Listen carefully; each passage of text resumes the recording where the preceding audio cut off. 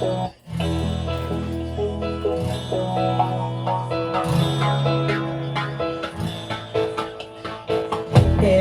day I turn my radio on, nakikinig sa my one and only radio station. Nasaan man ako, isa lang ang radyo ko, dahil more talaga dito sa ating paborito. More tawanan, more tugtugan, more kwentuhan, more kulitan, more kakilala, more kaibigan, basta kaya more kasiyahan. Ano man ang ginagawa, sino man ang iyong kasama, kami ang iyong more kada, saan mang sulok ng bansa.